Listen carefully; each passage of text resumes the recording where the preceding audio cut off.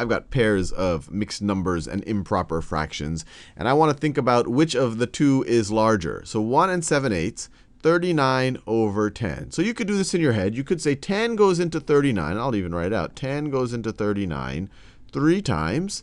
3 times 10, and you want to find the largest number of times 10 goes into this without going over. So if you couldn't write a 4 over here, because then that would be 40. That would go over 39. 3 times 10 is 30, and then you have a remainder of 9. So you could rewrite this expression right over here. Instead of 39 over 10, you could write it as 30 over 10 plus 9 over 10. And 30 over 10 is just 3.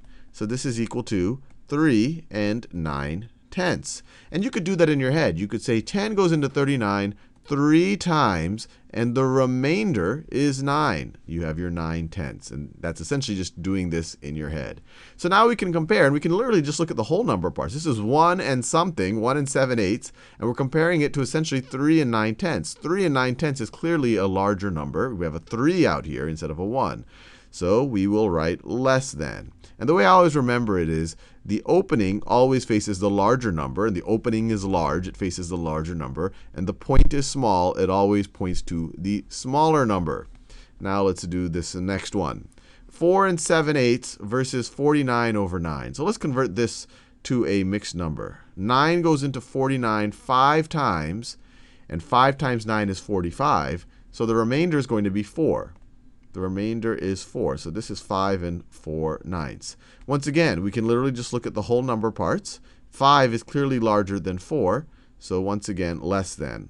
Point facing the smaller number, opening facing the larger number.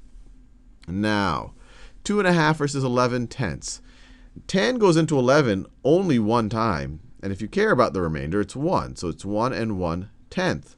Which is clearly smaller than 2 and 1/2. You just look at the whole number of parts. 2 is clearly larger than 1. So we want our opening of our less than or greater than sign to face the larger number. So we would write it like this. And this is greater than. So 2½ is greater than 11 tenths.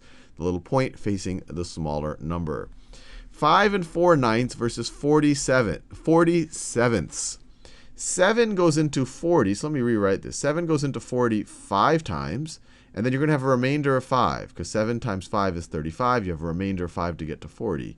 So it's 5 and 5/7. And if that looks like I'm doing some type of voodoo, just remember, I'm really just breaking it up. I'm just really saying that 40 over 7 is the same thing as 35 plus 5 over 7. The largest multiple of 7 that is less than this number.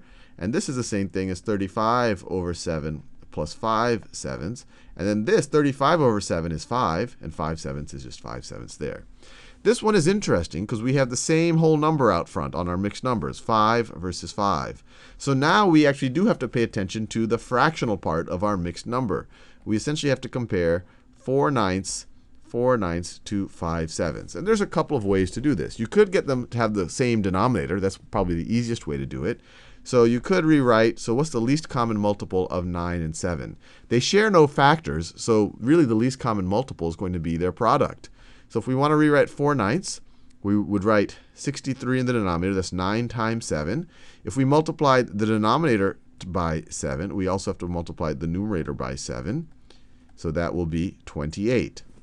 Now, 5/7, we're going to make the denominator 63. We're multiplying the denominator times 9. Then we have to multiply the numerator times 9 as well. 5 times 9 is 45. So here it's easy to see. 45 over 63 is clearly larger than 28 over 63. And so we could write this, and because the whole number of parts are the same, and 5/7 is the same thing as 45 63rds, and 4/9 is the same thing as 28 63rds, we can write it that 5 and 4/9 is less than 40 over 7. Another way that you could have thought about 4/9 versus 5/7 is you could have said, well, how does 4/9 compare to 4/7? We have the same numerator. The denominator here is larger than the denominator here. But when you have a number in the denominator, the larger it is, the smaller the fraction, the smaller the absolute value of the fraction. So this right over here is a smaller quantity than 4/7. And 4/7 is clearly a smaller quantity than 5/7. So 4/9 is clearly smaller than 5/7. So we would have gotten the same result.